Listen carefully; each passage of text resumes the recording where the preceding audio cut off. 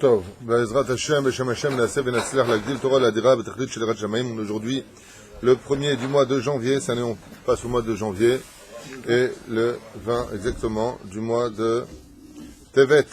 On dédiera ce shiur Bezrat Hashem pour la Kdusha et la Gdoula du Rambam Akadosh, c'est Saïdoula aujourd'hui, et aussi de Rabbi Yaakov, Abu Hatzera Alav Shalom, sans oublier Bezrat Hashem, mon grand-père, Rabbi Yosef ben Avraham Shuraki.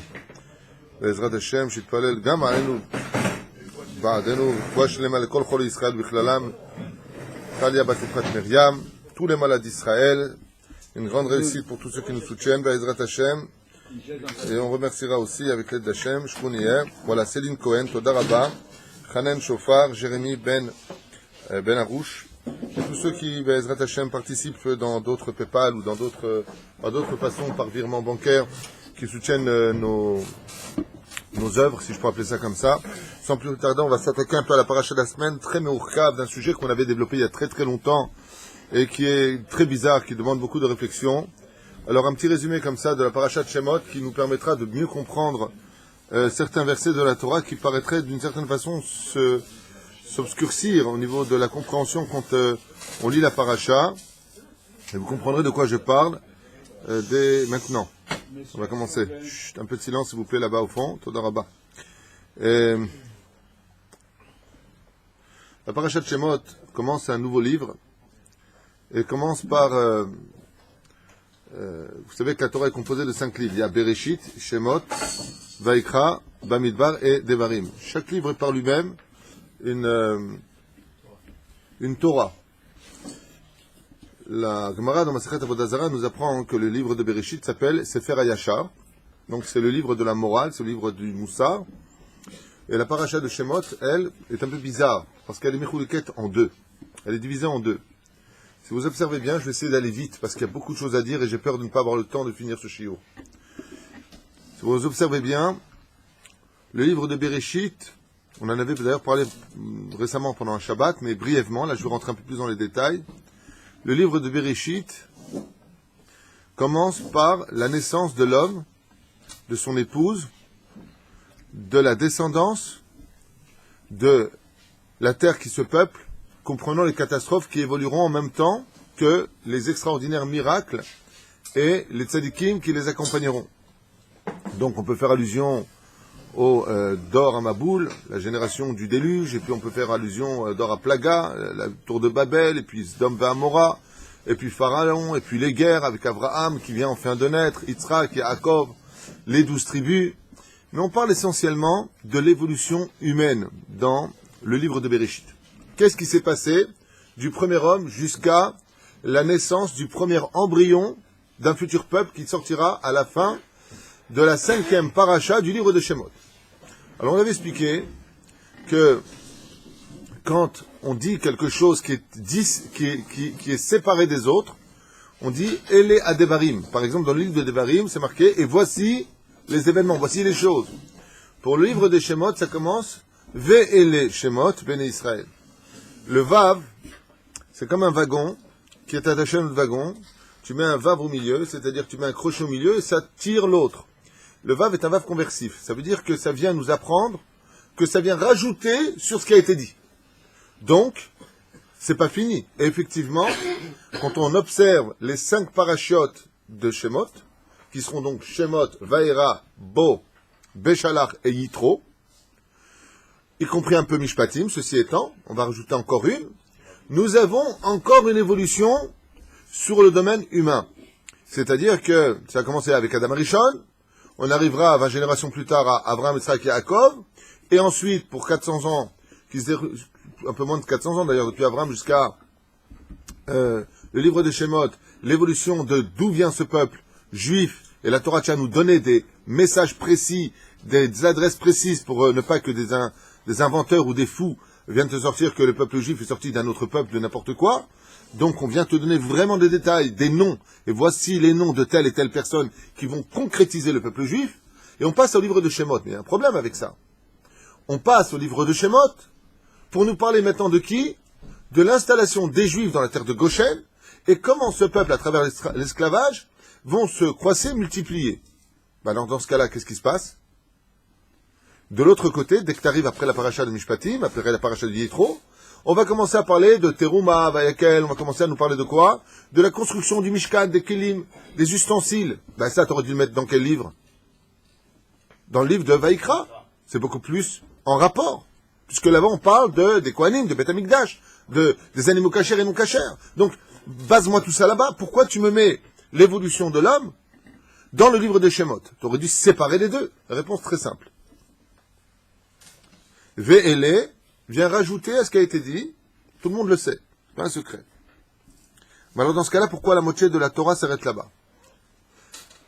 On a expliqué qu'en réalité, c'est parce qu'on n'a pas fini l'histoire.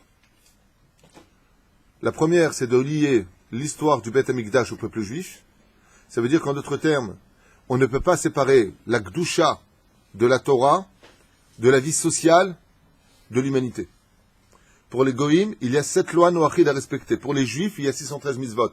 Dieu les a mis dans le même livre pour te faire comprendre que il n'y a pas les Lefel Dalim, l'homme dans sa paroisse et le peuple à l'extérieur. Pas du tout. Tu dois être dans ce que tu as été, dans ton évolution humaine, ce que la Torah attendra de toi, donc ça ne peut pas être séparé. On ne sépare pas la Torah de la politique. On ne sépare pas la Torah de la vie. On ne sépare pas la Torah du travail. C'est pas je suis un tzaddik à la synagogue et je suis un menteur dans le travail. En d'avoir casé. L'un doit aller avec l'autre. C'est du pshat. Dans le sod des choses, c'est parce qu'on n'a pas fini le tikkun de l'évolution. On n'a pas fini la réparation d'une évolution qui ne pouvait pas démarrer l'histoire de la Torah tant qu'on n'avait pas réparé quelque chose. Et ce que je me propose, avec l'aide d'Hachem, de voir avec vous maintenant dans la paracha de Shemot. D'abord, quand je vous ai dit qu'il y a des choses qui sont bizarres dans la paracha, je vous ai comme ça à toute vitesse j'ai un peu tardé avant de venir m'asseoir parce que j'ai voulu prendre des exemples. Mais même si c'est un sujet que j'avais déjà développé il y a plusieurs années, voilà ce qu'on nous dit. Ve'ele Shemot Bene Israël. Comment s'appelle ce livre? Le livre des noms. C'est-à-dire, la paracha nous dit, et voici les noms. Si vous ne me croyez pas, je vais vous lire quelques exemples. Il n'y a pas une paracha dans toute la Torah où on donne si peu de noms que cette paracha. Il n'y a pas. Il y a quelque chose de volontaire, dans l'esprit divin, que tout soit donné, sauf une chose. Les noms. Alors pourquoi t'appelles ça les noms? Il y a un problème. Alors au début, ça fait, Ve'ele Shemot Bene Israël Abai Mitzrayma, et Yaakov Ish ou Betovahu, Reuven, Shimon, Levi, Yehuda, Issachar, Zvulun, Binyamin, Dan, Naphtali, Gad et Asher. De là, les Chachamim viennent nous apprendre et disent, tu sais, ceux qui sont rentrés en Égypte, dans la Galoute, dans la Mara Shrora, dans le monde de l'assimilation, sont restés les mêmes tzadikim que ceux qui étaient en Eretz Kenaan. De là, on va nous faire comprendre que la Gdusha du peuple juif n'a pas changé. La structure, l'évolution, le plan géographique n'a pas changé la Gdusha du peuple juif. Donc la Torah vient en faire honneur. Et voici les noms. Pourquoi? Pour nous dire qu'ils n'ont pas changé. Il n'a pas changé de nom, Pérouche Adavar n'a pas changé d'identité. Il n'a pas changé d'âme. Il n'a pas changé sa façon de voir les choses. Ils sont restés Kedoshim. Ve'ele, tout comme ceux qu'on a lus dans le livre de Bereshit étaient des hommes extrêmement kadosh. On va dire, Ve'ele Shemot Abai Mitzrayma, qui viennent maintenant en Égypte, mais ils sont déjà arrivés. Pérouche Adavar, Abaïm, qui arrivent comme le premier jour ils sont venus. Ils étaient en Égypte, Kedoshim, comme ils étaient avant. Encore une explication des Chachamim. Ok. Mais une fois que j'ai fini le nom des 12 tribus, Rachid vient nous dire, tu sais pourquoi on vient de les citer? Arrête, quand il a béni Yaakov dans la paracha de Vayichi, arrête, il les a pas appelés les uns après les autres, on n'a pas vu leur nom. Il dit, Akadosh Baruch Hu rotze larot et tribato, les Am Israël. Il veut montrer l'amour qu'il a pour le peuple juif. Chazakou Baruch. Rachid, dans les 5 livres, commencera toujours avec cette notion d'amour que Dieu a pour le peuple juif. Très bien. Voilà que quand je tourne la page, alors, on parle d'un peuple. On nous dit rien. Et voilà qu'on nous dit, comme Melech Hadash. Dis-moi, c'est le nouveau pharaon. Non, pas de nom. Al Mitzrayim. Très bien, j'avance. Vayomer Melech Mitzrayim. Comment il s'appelle? Comment s'appelle ce roi? Paro. Alors, dis-moi Paro. Vayomer Melech Mitzrayim. Il n'y a pas de nom. Et il s'adresse à qui? Mon nom est personne. L'amialédot à Évriot. À des sages-femmes juives, du peuple juif. Je tourne. Shema Hachifra, Veshema Pua, et Veshema Shinish Pua. Mais non seulement on donne pas le nom, mais on va falsifier leur nom. Il leur a donné des surnoms, chose qu'on a déjà expliqué dans les autres shiurim. Pourquoi? Ensuite, Vaikra Melech Mitzrayim Zek Paro, on ne veut pas savoir que c'est son nom. Qui? L'amialedot, mais tu as donné leur nom. Alors appelez, chiffre et poids, non. Les servantes, les femmes qui accouchent, les sages-femmes. Et qu'est-ce qu'elles répondent? Au lieu de parler des juifs, Lo Chanashim Amitzrot Aivriot. Les juifs sont pas comme les Mitzraïm. Elles n'accouchent pas de la même façon. Pas de nom. Qui hier ou amialadot et Elohim, une fois de plus, les sages-femmes. Et là on tombe vraiment dans le délire. Chas v'shalom, juste pour comprendre. Vayelech ish mi bet Levi, vatikach et bat Levi. Ça veut dire surtout pas les noms. Alors, on met les shemot. Aussi, on a dit, voici les noms. On s'attend à une paracha où tu auras plein de noms. Pas du tout. C'est la paracha où il y a le moins de noms. J'ai pas fini jusqu'à la fin de la Torah, c'est comme ça. Un truc de fou. Un truc de fou. Jusqu'à ce que Dieu lui dit, mais quel est ton nom? Moshe, il pose la question à Dieu, mais quel est ton nom? Il dit, Aïe, Ashereke. Dis-lui. Avaya. Non. Je suis ce que je serai. Alors on n'appelle pas ça Shemot. Qu'est-ce qui se cache derrière le titre et le développement? Le développement ne va pas du tout avec le titre, quelque part, Chas v'shalom, si on ne comprend pas de quoi on parle. Vous avez bien suivi qu'on parle de Ve'ele Shemot, l'évolution de l'humanité continue jusqu'à 5-6 parachutes dans le livre de Shemot. C'est là. Alors, il dit, Vayelech Ish Mitzri, c'est qui Ish Mitzri? Vayelech Ish Mibet Levi, un homme de la maison de Lévi s'est levé. C'est qui? Amram. Alors, vous le savez, la Torah ne le sait pas. Dit, est parti Amram. Vatikach et Bat Levi, il est parti prendre qui? Yocheved. Il est parti prendre sa femme. Yocheved. Alors pourquoi il dit pas, c'est levé Amram, il est parti prendre Yocheved? Ouais. Le pire, c'est pas ça. Le pire, c'est pas ça. C'est que quand un enfant est né, la Gemara dans Masechet Sota, et le Midrash Shimoni, et les Midrash Agadol, enfin il y a plusieurs Midrashim, nous dit apprennent que Moshe Rabbeinu alav shalom, il a eu 10 noms. Le jour de la naissance d'un enfant, tu donnes pas son nom? Ouais. Regardons le texte de la Torah. C'est la paracha où il n'y a pas de nom. Vayelech ish mi bet levi vaikach bat levi vatara isha vatara. Donc elle est tombée enceinte, vatel et ben vatere oto kitov ou. Il est bien. Mais donne-lui son nom. Il y en a qui disent que son nom c'est Kitov. Il y en a qui disent qu'elle a appelé à Vigdor à la naissance. Il y en a qui disent qu'elle a appelé. La Torah nous dit pourquoi. On avait vu ensemble les dînes de Moshe Rabbeinu, pourquoi ils l'ont appelé Kol Echad. L'oncle il a vu, le père il a vu, Myriam elle l'a vu. Kol Echad il a vu. Bassof, on lui donnera qu'un seul nom dans la Torah. La Gemara nous dit, le Midrash nous dit quels sont les noms de Moshe Rabbeinu, mais la Torah elle-même, comment il appelait Amram son fils? Non, ça c'est Yocheved. Yocheved, elle appelait son fils Yekutiel. Mais lui, comment il appelait Amram son fils, il a dit, son nom c'est Hever. Pourquoi? Il m'a ramené à ma femme. Il est la liaison entre ma femme et moi. Donc il appelle Hever. Mais est-ce que dans la Torah on l'appelle une fois Hever? Non, on l'appelle comment? Moshe. Qui est un nom d'Afka égyptien. Donné par qui? Par qui? Par Bithia, c'est marqué dans la Torah Bithia. Bon iré, Achalkar c'est marqué. On avance. Vatere oto kitov ou. Vatatsapenu. C'est derrière le voix. Shosha Yerachim, elle lui a donné pendant 3 mois le sein.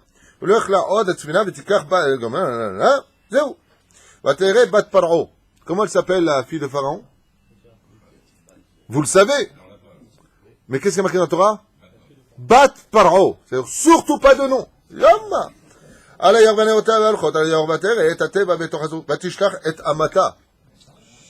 a envoyé le Hama. Hama, c'est sa main. Même le nom de la main, on ne veut pas donner. C'est un truc de fou. Et quand elle a attrapé, elle donne-lui un nom maintenant. Et à Yeled. L'enfant. Veine Nahar Boché. Qui c'est ce Nahar? La Gemara nous dit, c'est Aaron qui avait 3 ans. Les Chachamim me disent qui c'est? Nahar Boché. Il y a une perouche qui dit que c'est la voix de Moshe Rabbeinu qui comprenait les 600 000 âmes du peuple juif qui pleuraient. Mais ça peut pas être lui. Pourquoi? Nahar, c'est pas Tinok. C'est un Tinok, il a 3 mois.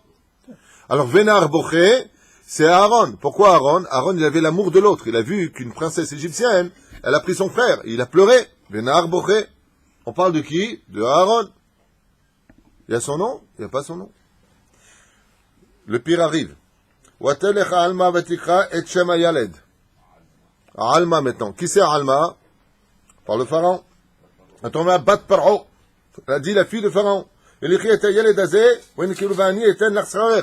dit maintenant Myriam, trouve-moi quelqu'un, la femme qui l'a accouché, comme ça elle doit avoir du lait, elle pourra lui donner du lait.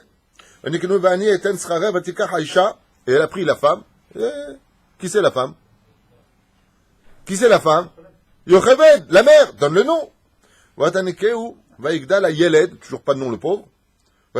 Les bat Paro, on l'a amené à la fille de Pharaon, ça n'arrête pas. Hein.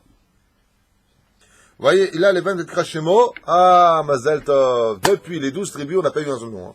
On arrive enfin, qui on a? Moshe, Lama, et elle a besoin de nous dire pourquoi. Pas parce que elle a vu Charlton Heston et Yul Brynner dans le film. Non. Kiminamaim Mishiti ou... Tu sais comment je vais t'appeler? Avant qu'il ait ce nom, qui est le 10e nom de Moshe, c'est le 10e nom de Moshe Rabbeinu. Ouais. Le seul qu'on va retenir, c'est le dernier, Mon Manienne, qui Mishiteu Minamaim, parce que je t'ai retiré de l'eau. Et Moshe il se promène en Égypte, il grandit, il est encore jeune, et il a vu un Égyptien. Comment il s'appelle? Je vous le dis dans la Torah. Voyez, Ish Mitzri. Ça n'arrête pas. Il a vu un homme égyptien. Dis Mohamed, dis Ahmed, dis Ali, dis quelque chose. Non. Il s'appelle l'homme égyptien. Avec un gros problème entre le développement de la Torah et le livre de Shemot. Surtout que la paracha s'appelle Shemot. L'un, il vient dire à l'autre, surtout pas de nom. Alors pourquoi tu l'appelles Shemot? Et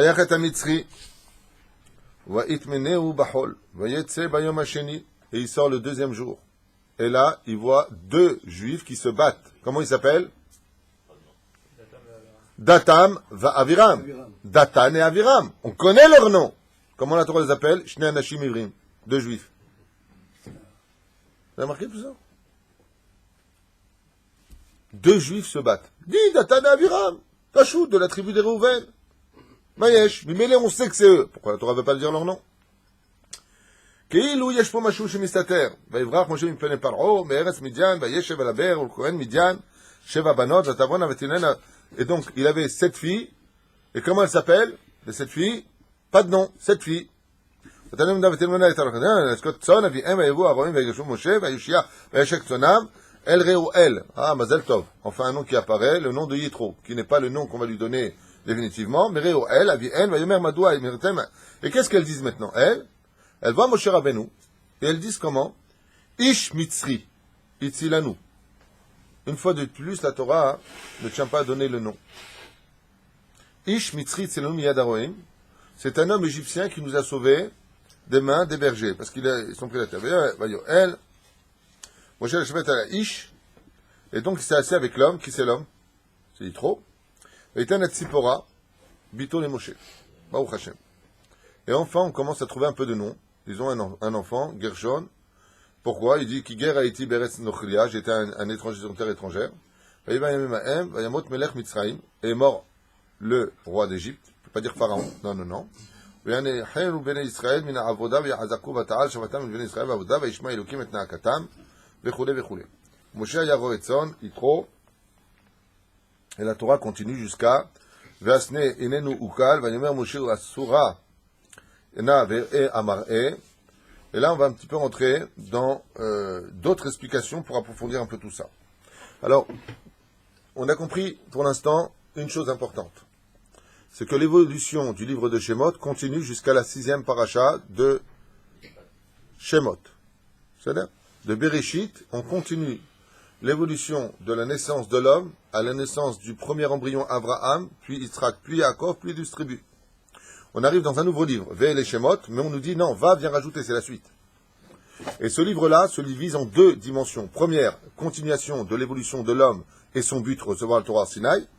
Ensuite, la relation entre l'homme et son prochain, après la paracha d'Yitro Mishpatim, où Dieu met en garde le peuple juif que la relation entre un homme et son prochain est aussi importante que la relation entre l'homme et son créateur. Et d'un coup, on arrête avec tout ça, on passe au Beth Amikdash. Chose qui aurait été beaucoup plus importante d'être placée avec le livre de Vaïkra.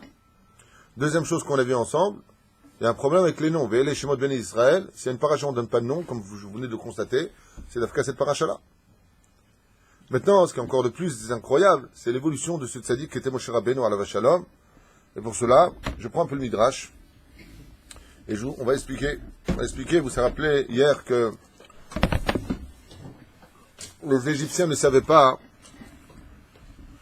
Bilam lui-même, en regardant les constellations, les étoiles, il dit le Midrash, il ne savait pas si le libérateur il serait égyptien ou il serait hébreu.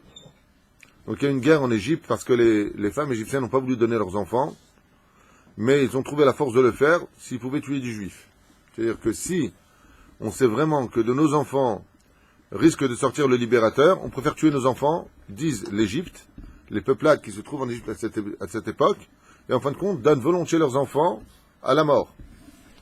Moshe Rabbeinu alav shalom ne'elatz, il est obligé d'avoir une évolution un peu spéciale. Alors je vais faire un petit récapitulatif d'un cours qu'on avait fait sur la biographie de Moshe Rabbeinu, pour expliquer un peu qui était ce libérateur. La vie de Moshe Rabbeinu alav shalom, contrairement à ce que l'on pense et contre toute attente, n'a pas été une vie facile du tout. Il a été élevé par une mère qui n'est pas la sienne. Il a été élevé dans une situation où tout a dû être caché, puisqu'il a grandi sur les genoux de Pharaon, sans jamais, de toute sa vie entière, avoir mangé taref.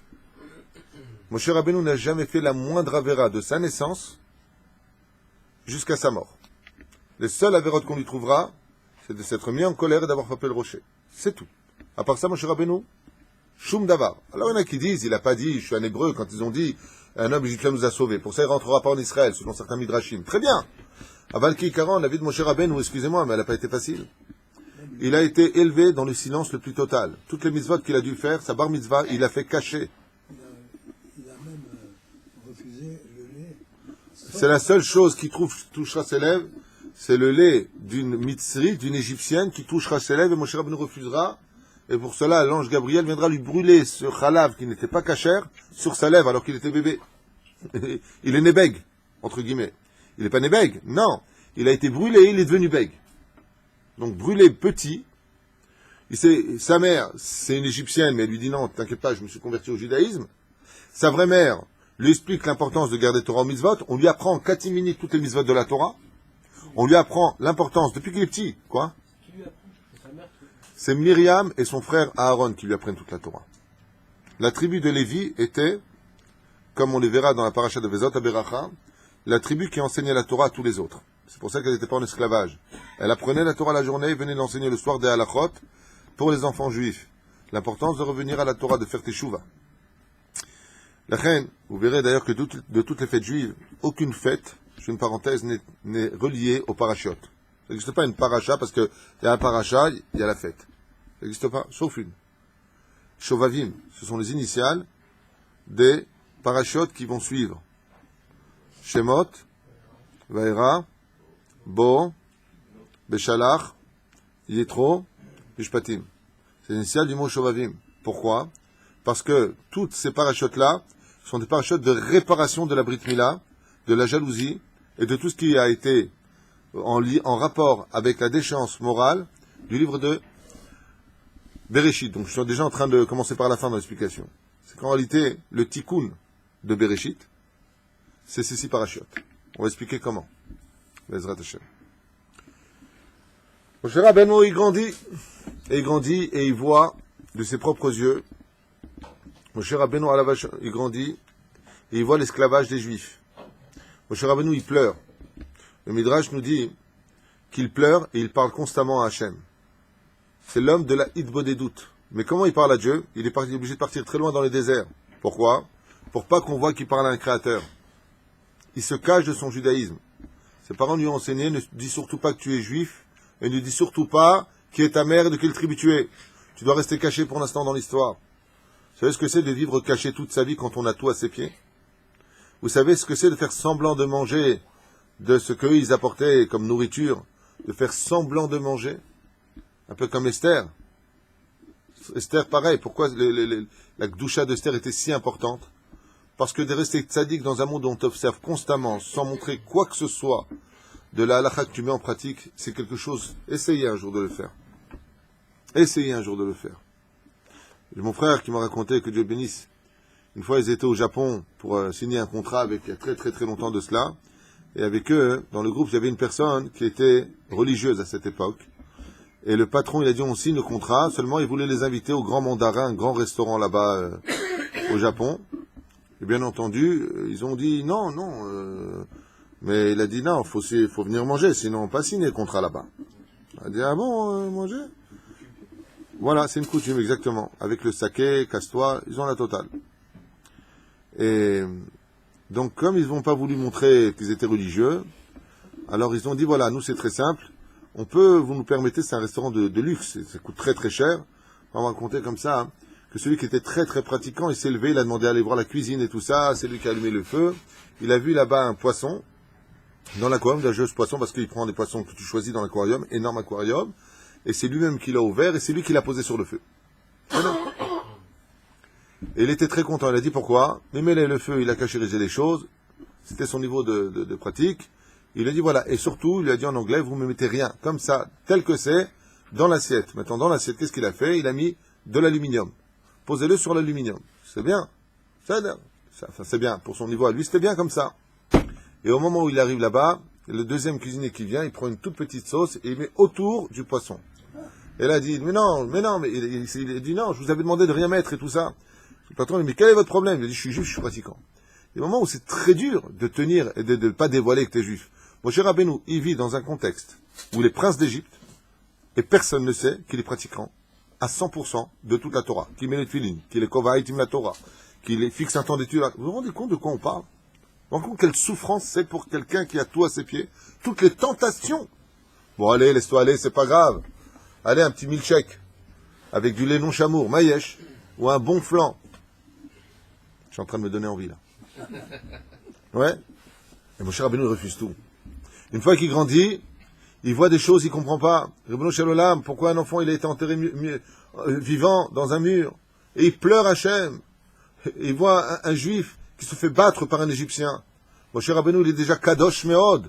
Il prononce le nom d'Hachem. Il prononce le nom d'Hachem, le Shem Havaya. Et il tue l'Égyptien. Il y en a qui disent avec un râteau, il y en a qui disent avec un coup de poing, il y en a qui disent avec la parole. Les trois ont été mis en pratique. Et la terre vient avaler l'Égyptien. Moshe Rabbeinu sépare deux juifs qui se battent, et c'est eux qui vont aller le vendre. Moshe Rabbeinu alav hashalom nous raconte les Rachamim, se sauve, mais avant de se sauver, il est attrapé par Pharaon. Et il se passe un truc de fou, comme le précise le Haïm Kadosh. Pharaon devient muet, le bourreau devient aveugle. Quand ils amènent une autre personne pour donner 10 coups de glaive sur le cou de Moshe Rabbeinu dans son corps, son cou devient comme du marbre, un peu comme Yaakov Avinu quand il a été mordu par Esav. Ouais. Et à la fin, il se rend compte qu'il peut rien faire. Qu'est-ce qu'il fait? Il lui dit, casse-toi, va-t'en. Il envoie où? Vers une mort certaine. Il envoie vers le désert. Là-bas, il n'y a que des démons et personne ne le sauvera. Et il arrive où? Alors ici, une mahlouquette. Dans le livre que j'ai ici, il dit, Moshe Rabbeinu mukhrach livroach meretz Misraïm, est obligé de fuir l'Égypte. Et là, il dit comme ça, Amud Shaish Sheratsu Amitzrim Leasir et chaud, donc son cou s'est transformé en marbre. Ouais, Sabaton Metzav Tafkido, Aya la Roget Moshe, Echad Moshe lo anulo lo avadam elasu bederech nes ilemim. Et quand Moshe est parti, ils sont devenus muets, les autres aveugles, les autres sourds, personne n'a pu faire du mal à Moshe. Top. Il dit comme ça, Mikevan Shezman Ageulat Tzran Mitzrayim Lo Igia. Alors ça c'est la première version de la Torah. Il y a une deuxième version qui est donnée. Nigzar al Moshe leglot mi Mitzrayim mi bet aviv yada HaKadosh Baruch Hu et Moshe et Ayu echav haYehudim. On savait combien Moshe souffrait de la peine des Juifs. Et je vous rappelle qu'il a sauvé Dathan et Abiram et que ce sont eux qui vont aller le vendre à Pharaon. Donc imaginez un peu la peine. Moshe ne fait pas de lashon hara sur le peuple juif. Il n'a pas de haine. Comme dit le Midrash, Moshe aimait chaque juif plus que ce qu'il s'aimait lui-même. Quel amour, quelle déception. Imaginez que tu aimes quelqu'un plus que tout au monde et que c'est lui qui te vende. Comment tu réagis? Moshe a été brisé physiquement, moralement, au niveau des... Il a une vie horrible. Mais quand je vous dis horrible, quand on voit les Midrashim, et là il nous dit, s'il était resté en Égypte de toute façon, il aurait donné sa vie pour sauver les enfants juifs.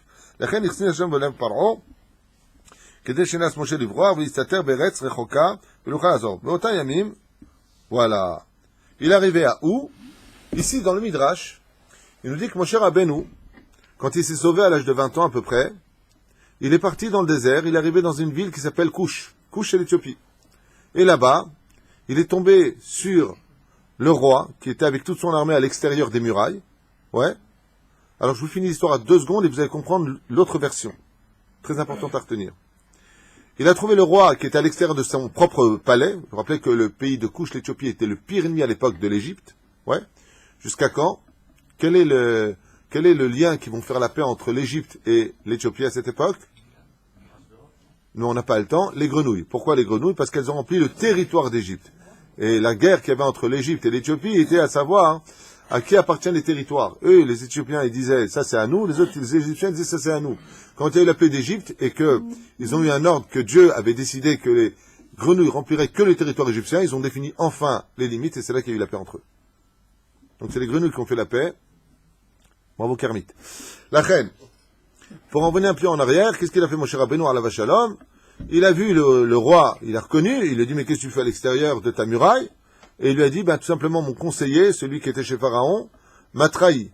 Il m'a dit, pars en guerre, ne t'inquiète pas, je dirigerai le royaume. Il a vidé les caisses de mon royaume, s'en est mis plein les poches et a acheté les ministres qui étaient restés à l'intérieur et créé une armée contre moi. Et aujourd'hui, je suis à l'extérieur. Mon cher Rabbeinu va lui donner le conseil de rentrer par les douves, vous vous rappelez? Et donc, mon cher, il va dire, mais on peut pas. Pourquoi? Il dit, parce qu'ils ont installé là-bas des serpents venimeux, des aspics, des nids d'aspics qui tuent tous les soldats qu'on a envoyés par les douves. On est à l'extérieur et on est sur le point de crever. Qu'est-ce qu'a fait Moshe Rabbeinu? Il dit, c'est très simple, tu me permets de t'aider? Il lui a dit oui. Il lui a dit, voilà, ce que je te conseille de faire, c'est d'attraper des rapaces, de les affamer pendant 2 semaines dans des cages, et de les ouvrir, ces cages, devant l'entrée des douves, et des rapaces. De quoi ils se nourrissent essentiellement? De serpents. Donc, comme ils vont être affamés depuis 2 semaines, il va y avoir un combat, ils vont être blessés, pas blessés, en attendant, ils vont tuer tous les serpents à l'intérieur. Effectivement, le plan va marcher, les rapaces vont sortir, comme si ils sortaient du McDonald's, avec plein de serpents dans leur bec, et Bilam, voyant la chose, va se sauver pour aller rejoindre le royaume de Korach, de Balak, qui est le royaume de Balak. Hein? Mais quel rapport? Moab, bonne réponse. Mais quel bel Péor? Mais c'est cachot et Péor. Péor, c'est Avodazara. Ça n'a rien à voir. La reine Visiata d'Ishmaïa, Moshe Rabbeinu, selon le Midrash, tel qu'il écrit ici, dans mon livre ici, il dit qu'il a été donc 40 ans roi de Couche. Pourquoi 40 ans? Parce que le roi, étant mourant de ses blessures de la guerre, a nommé Moshe Rabbeinu, qui a sauvé son royaume, roi d'Éthiopie. Et qu'est-ce qu'il lui a demandé le roi? Il lui a dit jusqu'à ce que vous ayez un enfant qui vous remplace, ou jusqu'à, on ne sait pas si le roi il avait un enfant déjà qui était petit, ou est-ce que ça devait être l'héritier de sa fille. Il avait une fille qui s'appelait comment? Tzipora. Selon le Midrash, le roi aurait demandé à Moshe d'épouser sa fille. Donc, dans la vie de Moshe Rabbeinu, il y aurait eu 2 Tzipora, dans le cas échéant. Il y en a qui disent comme ça. Aval, le Midrash nous dit, Moshe n'a pas épousé sa fille. Par contre, il a marié Tzipora, la fille de ce roi d'Éthiopie, avec un autre dignitaire, et ils ont eu un enfant. Le temps que grandisse cet enfant et que Moshe lui apprenne comment diriger ce royaume, Moshe Rabbeinu a dû donc être roi d'Éthiopie durant 40 ans. Ah oui, pour arriver à ses 80 ans, pour qu'il tombe 40 ans à 120 ans, où il mourra dans le désert, qu'est-ce que sont devenues ces 80 années de Moshe Rabbeinu? Qu'est-ce qu'il en a fait? Et vous comprenez que Moshe Rabbeinu se retrouve être le roi d'une nation païenne, alors que lui est hyper pratiquant, sans mignane, dans une île de doute absolue, où il ne veut pas dévoiler qu'il est juif. Moshe Rabbeinu a dû supporter 40 ans un domaine qui ne le concernait pas du tout. Pourquoi? Parce que toute la Gdoula et la Gdusha de Moshe Rabbeinu, vous le verrez avec Rabbi Eliezer ben Orkanos. Vous vous rappelez Rabbi Eliezer ben Orkanos? Qu'est-ce qu'il lui a dit son père? Travaille, je vais te nommer directeur de tous mes champs. Il lui a dit, mais c'est une souffrance pour moi, je vais étudier la Torah. Moshe Rabbeinu, c'est pas Rabbi Eliezer ben Orkanos. C'est le maître des maîtres, de tous les centimètres, des millimètres et des millimètres dans le monde. Sa seule et unique envie, c'est d'aller étudier la Torah. Et il se retrouve quoi? À diriger un royaume. La dernière des choses qu'il voulait sur terre. Les Chachamim disent Kama ou Saval. Quelle souffrance intérieure il avait, il attendait que Dieu le sorte de ça. Dès que elle est tombée enceinte, la fille de ce roi de Couche, et que cet enfant a pu grandir, Moshe se retirera enfin pour aller chez Yitro. Là-bas, chez Yitro, à Botaï, vous connaissez l'histoire. Quand il arrive chez Yitro, Moshe se bat. Il se bat contre des roïms, contre des bergers, pour sauver Tzipora. Et quand il arrive là-bas chez Yitro, Yitro, il sait très bien que la police recherche Moshe Rabbeinu maintenant. Ils se sont renseignés, ils sont sûrs qu'il était roi de Couche. Ah. Achav Mechapsim Oto, qu'est-ce qu'il a fait? Il dit, oh là là, toi si tu viens chez moi, tu vas me faire des embrouilles. Comment il accueille Moshe Rabbeinu? Il le jette dans une citerne extrêmement noire, profonde dans la boue. Combien de temps? 12 ans. 10 ans. 10 ans. Alors, quelle différence est entre ce Midrash et l'autre? Il y en a qui disent le contraire. Il y en a qui disent que d'abord, il est parti à Midian, qu'il a fait 10 ans de prison, et qu'après, il est parti à Couche. Et il a été roi 40 ans. Il y en a qui disent le contraire. Il y en a qui disent, comme c'est marqué dans mon livre, l'ordre chronologique est en marloquette. Il y en a qui disent d'abord il est parti chez Yitro, chez Midian, et la Torah nous précise qu'il est parti à Midian, d'accord, donc chez Yitro, là où il est, et ensuite il va aller chez le roi de Couche. Dans la version que j'ai ici, il va d'abord en Éthiopie, ensuite il ira là-bas. Bekitsour, il est, miskin, jeté dans un trou, alors que, vous vous rendez compte de quoi on parle? Qu'est-ce que je vous avais dit? Quelle souffrance mentale la plus terrible pour nous infliger à un homme? Quelque chose que personne ne peut supporter. À un tel point que la halakha nous oblige une ville entière à le remonter vite. Quelle est cette loi-là? Quand quelqu'un a été riche et qu'il est pauvre, toute la ville a le devoir de le rendre riche. Pourquoi? Parce que c'est pire que la mort pour lui. Quand tu as été haut. Moshe Rabbeinu était prince d'Égypte. Il a été 40 ans roi de Couche. Et il se retrouve à être quoi? Un homme en plein désert, jeté à plus de 20 mètres de profondeur, ou dans de la boue. Combien de minutes? Combien de jours? Combien de semaines? Combien de mois? Combien d'années? 10 ans. Vous imaginez de quoi je vous parle? Il est passé à des habits de soie, une couronne sur la tête, à un homme jeté dans une citerne. Et qui c'est là-bas qui va le nourrir? Le Chachamim nous dit Sipora lui descendait tous les jours des paniers de nourriture. Kacher, Vadaï, Kacher. Qu'est-ce qu'elle lui descendait, si tu veux savoir? Des fruits. Moshe Rabbeinu alav shalom, le peu d'eau qu'il recevait, il faisait Netilat. Un peu comme Rabbi Akiva dans la prison. Comme c'est marqué là-bas, les Darim. La reine du regardez quelle est la souffrance de Moshe Rabbeinu. C'est pas un homme simple. C'est pas l'homme qui est né avec waouh, je suis né dans la soie, pourtant je suis né chez Pharaon. Et pourquoi la souffrance chez lui est-elle plus grande que les autres?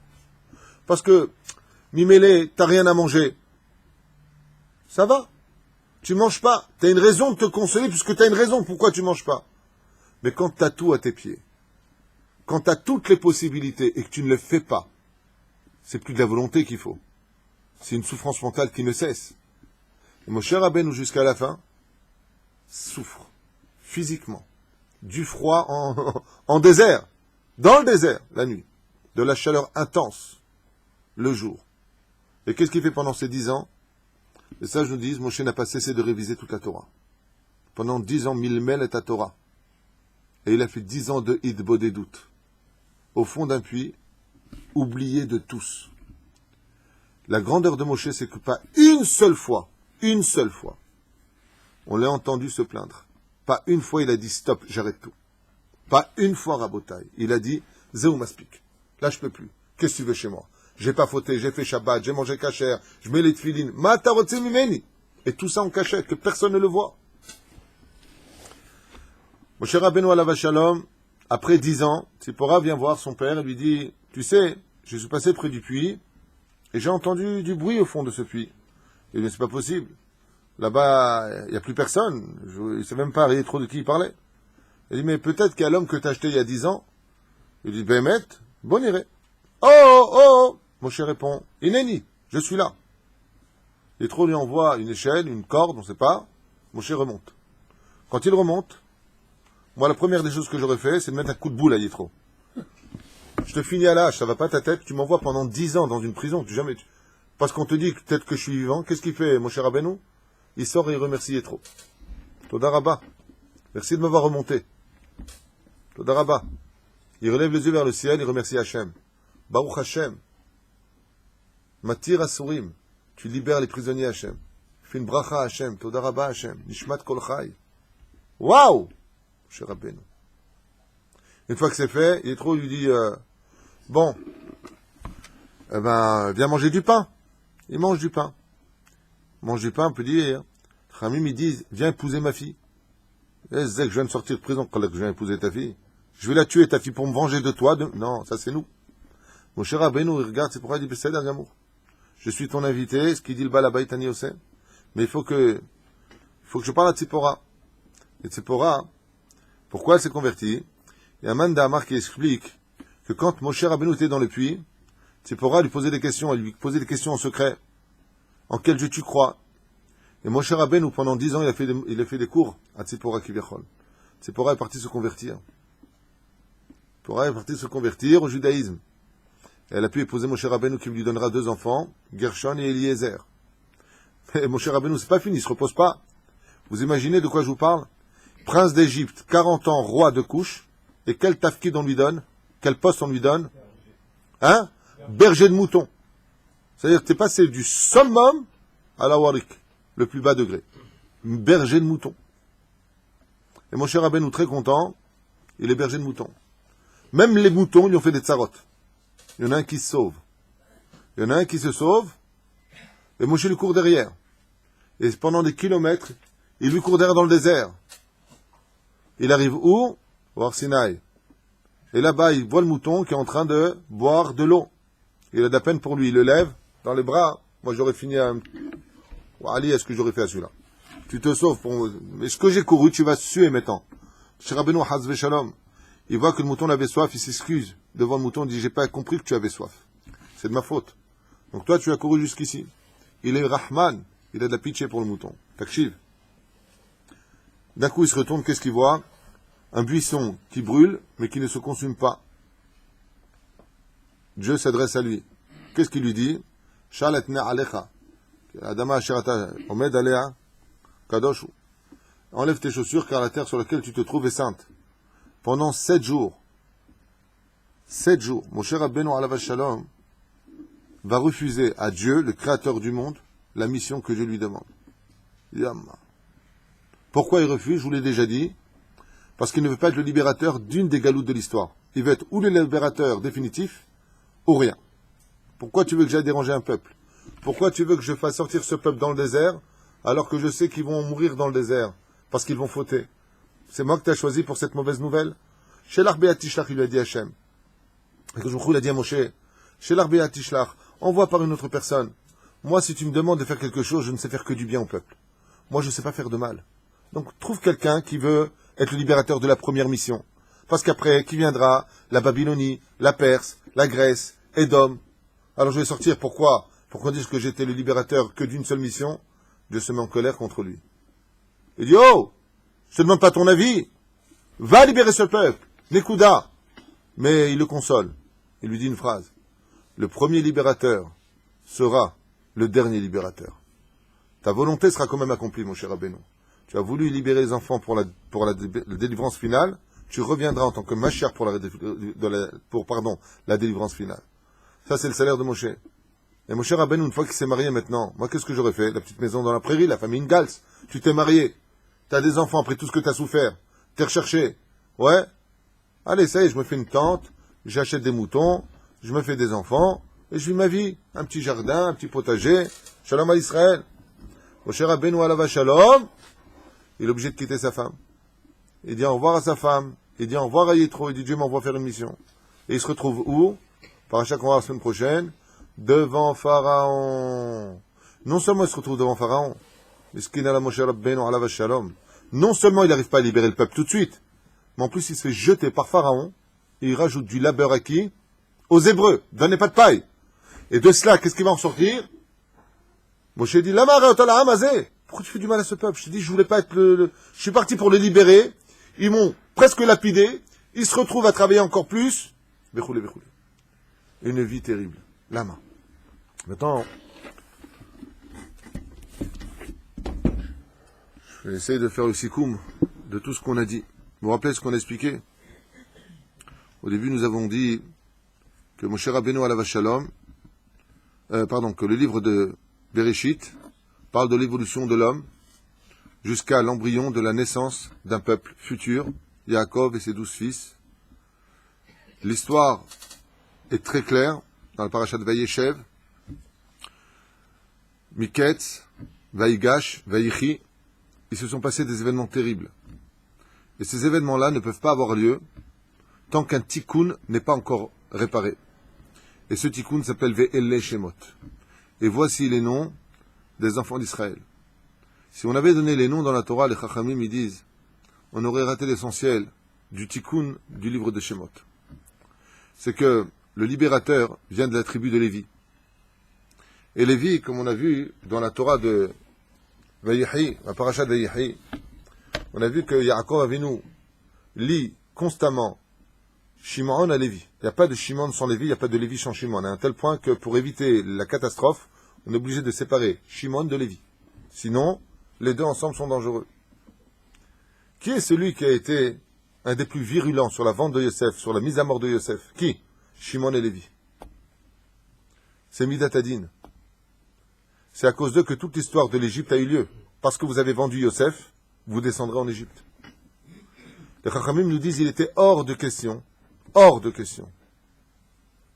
que ce soit un libérateur de la tribu de Lévi qui vienne libérer le peuple.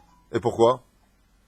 Mais c'est toi qui nous as mis dans la pagaille. Tu oses en plus te présenter devant nous maintenant en disant « Ok, je vais me réparer ». Donc il fallait que Lévi se répare dans son histoire. C'est pour ça qu'il est marqué « C'est levé un homme de la maison de Lévi ». Donne son nom, Amram. Non. Parce que tout le tikkun de ces parachutes-là viennent parler de la réparation du libérateur qui est Moshe Rabbeinu. Dans ces 6 parachutes, qui est l'acteur principal, particulier, c'est Moshe Rabbeinu. Et pourquoi Moshe Rabbeinu? Les sages nous disent qu'en réalité, les noms des 12 tribus ne pouvaient avoir lieu. Parce que c'est la haine et la jalousie d'avoir vendu leurs frères en Égypte qui a provoqué tout cela. La reine Ketotsa a misé, voici le nom des 12 tribus, ils étaient Kedoshim. Mais maintenant, il va falloir sortir la graine principale de ces 12 tribus, qui est l'homme Moshe Rabbeinu. Mais qui vient réparer? Lévi. Donc, comme on vient maintenant réparer uniquement Lévi, si on donnait des noms, qu'est-ce qu'on aurait pu comprendre? Qu'il n'y a pas eu de tikkun pour Lévi. Et maintenant, reprenons toute l'histoire. Pourquoi je vous ai raconté la biographie de Moshe Rabbeinu en si peu de temps? Parce que si vous regardez bien, c'est le décalcage de toutes les catastrophes qu'a fait Lévi dans la paracha de Bereshit, avec Shimon. C'est un vrai mérite pour lui d'avoir un descendant comme moi. Ben badaï. Mais de l'autre côté, d'accord, mais de l'autre côté, il faut bien réparer. Il faut bien réparer. Qu'est-ce qu'était Yosef? Il était le préféré de son père, et il l'appelait comment, mon petit dernier? Moshe Rabbeinu n'était-il pas le dernier de ses frères et sœurs?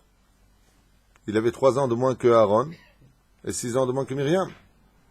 Non, il était lui aussi le dernier. Yosef n'était-il pas aimé de son père, n'était-il pas comme un prince? Toi aussi tu passeras par ce biais-là. Seulement toi tu te cacheras. Comme l'a fait Yosef, Yosef a tout fait les Shem Shamaï, même s'il s'est trompé. Toi aussi tu grandiras comme un prince, mais tu devras cacher ton judaïsme. Pour ne pas, Hazesham, provoquer la haine et la jalousie des Égyptiens. Tu subiras exactement tout ce que tu as fait subir à ton frère, Yosef, qui était le libérateur de la mort certaine de la famine que Dieu avait envoyée sur terre. La reine, toi aussi, Yosef, tu as reçu de beaux habits, la tunique que tu as donnée ton père, toi aussi tu seras vêtu d'habits de prince. Ensuite, il est devenu quoi? Ils l'ont jeté dans un puits, vous vous rappelez? Et ce puits a eu pour conséquence d'être jeté dans une prison combien de temps? 10 ans, plus 2 ans. C'est pas 12 ans pour Yosef. 10, pourquoi? À cause de la vente de ses frères, il a été mis à l'épreuve pour une femme, vous vous rappelez? La femme de Poutiféra. Il a fait 10 ans et 2 ans qu'il a rajouté en priant Dieu de faire oublier, qu'il a demandé au maître et chanson de le faire sortir. Mais à cause de qui a eu ces 10 ans dans l'absolu? Qui a provoqué tout ça? Lévi. Toi aussi, mon cher Rabbeinu, tu resteras 10 ans en prison dans une fosse oubliée de tous, alors que tu étais le prince, que tu étais aimé, que tu travaillais dans la maison. D'accord, tu as été chez Poutiféra, tu étais le serviteur, et tu as caché ton judaïsme, Yosef. Tu te rappelles? Ainsi, toi, Lévi, tu cacheras ton judaïsme, et tu seras comme un prince, puisqu'il y a marqué, Yosef Moshe l'alcool bête Poutiféra. Il est le dirigeant de la maison.